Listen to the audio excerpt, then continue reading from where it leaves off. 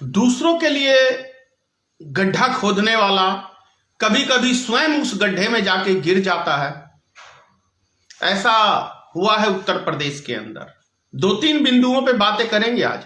समाजवादी नेता के यहां बीजेपी को छापा गिरवाना था, गलती से पीयूष जैन के यहां छापा पड़ गया। जिस पैसे का जिक्र मोदी जी, अमित शाह, योगी आदित्यनाथ पूरे दिन चिल्ला चिल्ला के रैलियों में कह रहे थे कि नोटों के बंडल गिन नहीं पा रहे हैं। कोई 250 करोड़ कह रहा, कोई 177 करोड़ कह रहा, कोई 300 करोड़ कह रहा है इनका नेता। ये समाजवादी का पैसा पकड़ा गया है, लेकिन वास्तव में चूक हो गई भारतीय जनता पार्टी से।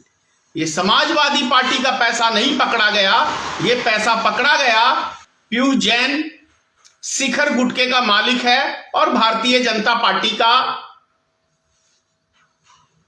प्रचारक है। उनके यहां इतना पैसा पकड़ा गया है।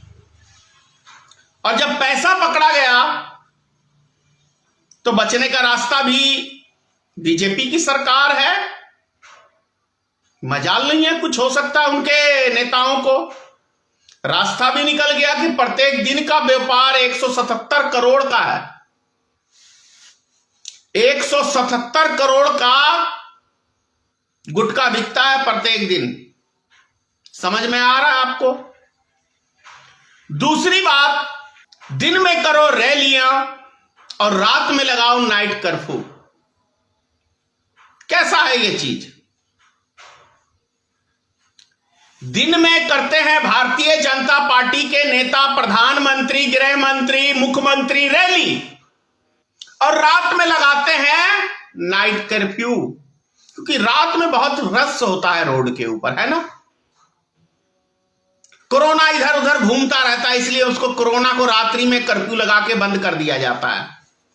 और दिन में कोरोना सोता रहता है दिन भर, इसीलिए रैलियां हो जाती है। क्या यही हो सकता है?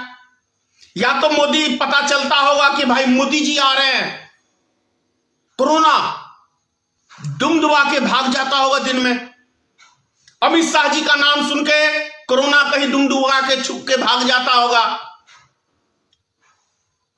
वैसे ही योगी आदित्यनाथ का, बाबा का, भाई संत है, महंत है, मुख्यमंत्री है, ऊपर से उत्तर प्रदेश का सबसे बड़ा गुंडा है, उस गुंडे से डर के भाग जाता होगा कोरोना रात में, एक दिन में। और रात में तो ये हमारे प्रधानमंत्री जी सोते हैं, योगी जी सोते हैं, देश का गृह मंत्री सोता है, तो कोरोना को खुली छूट मिल जाती है। इसलिए रात में कर्फ्यू लगाना सबसे बढ़िया सिस्टम लगा दिया है। कैसा लग रहा है आप लोग को ये बातें सुन के?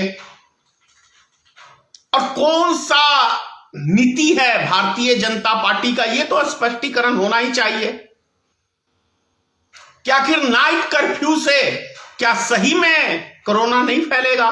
क्योंकि ये तीसरी लहर इनको लाना है, तो अभी से प्रचार प्रसार चलेगा दब के, तभी तो चुनाव के बाद आपको तुरंत तीसरी कर्फ्यू लगेगा। और इस बारी देखिए, पहले कर्फ्यू में बूढ़े की सबसे अधिक मृत्यु हुई, दूसरे कर्फ्यू में सबसे ज्यादा नौजवान मरे, तीसरा कर्फ्यू बच्चों के लिए है। 50 लाख लगभग इस साल में मौत हुई थी, जिसका वीडियो हर चैनल ने दिखाया, नेट पे खूब छाया। गंगा में लाशें तैरती नजर आई, गंगा किनारे लाशें जलाते नजर आए, ऑक्सीजन के बिना लोग मरे। और जिन्होंने ऑक्सीजन अस्पतालों में चाहे ब्लैक से खरीद के लोगों की मदद की, उनके ऊपर भारतीय जनता पार्टी ने केस मुकदमा दर्ज किया। और उसके बाद बड़ी बेशर्मी से भारतीय जनता पार्टी की सरकार पार्लियामेंट में जाके कह रही है कि कोरोना से, ऑक्सीजन से कोई मरा ही नहीं देश में, हमें कोई ऐसी जानकारी ही नहीं है। जब इनको चुनावी फायदा लेना होता है तो हर बात से पलट जाते हैं ये, हर बिंदु से पलट जाते हैं ये। अब देखो, कोरोना घोषित कर दिया है उत्तर प्रदेश को। जब कोरोना राज्य घोषित कर दिया है तो क्या रैलियां होनी जरूरी है? मोदी की बात, अमित शाह की बात, योगी आदित्यनाथ की बात, भैया देश के सारे न्यूज चैनल इनके हैं, देश के सारे क्या कहते हैं प्रिंट मीडिया इनकी है, आईटी सेल है, फेसबुक है, ट्विटर है, यूट्यूब है, इंस्टाग्राम है, व्हाट्सएप है, इतनी सारी चीजें पे इनकी खबर चलती है। क्या इनको जनता पढ़ती नहीं है, देखती नहीं है? जो ये प्रत्येक दिन अरबों खरबों रुपया रैलियों में लुटा रहे हैं, क्योंकि इनको भीड़ इकट्ठा करके अपने लतीफे छोड़ने का एक बहुत आनंद आता है। लतीफे छोड़ने में बड़ा आनंद आता है मोदी को, अमित शाह को, क्या कहते हैं योगी आदित्यनाथ को। तो ये लतीफेबाज नेता हमारे देश के, इनको दूसरे की जिंदगी से कोई लेना देना नहीं है। ये मैं नहीं, खुद आप सोचिए ना कि रात में कर्फ्यू लगा रहे हैं उत्तर प्रदेश में और दिन में ये सरकार रैली कर रही है। भीड़ से इन्हीं का कहना है कि 2 गज की दूरी, मास्क है जरूरी, 2 गज एक दूसरे से दूरी बनाए रखें। तो जब ये दूरी वाली बात आ रही है, मास्क वाली बात आ रही है, तो रैलियों में जो भीड़ एक दूसरे के ऊपर चढ़ रहे हैं, किस मुख से ये नरेंद्र मोदी इस बात को कहते हैं कि 2 गज की दूरी, मास्क है जरूरी, कड़ाई भी, दवाई भी, किस मुख से ये कह रहे हैं? ये बताएं आप खुद सोचिए कि क्या ये बातें नरेंद्र मोदी जी नहीं बोलते हैं अपने भाषण में? प्रत्येक दिन जो हम मोबाइल कहीं भी लगाते हैं तो ये चीज नहीं आती है।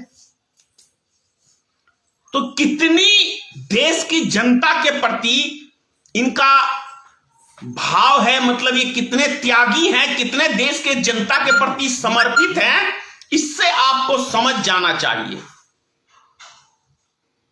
और मेरी बातें यदि आपको समझ में आ रही हैं तो ऐसी सरकार को उखाड़ के फेंक दो, क्योंकि यह सरकार आपको जीने नहीं देगी, आपकी जिंदगी बर्बाद कर देगी, आपके बच्चों की जिंदगी बर्बाद कर देगी।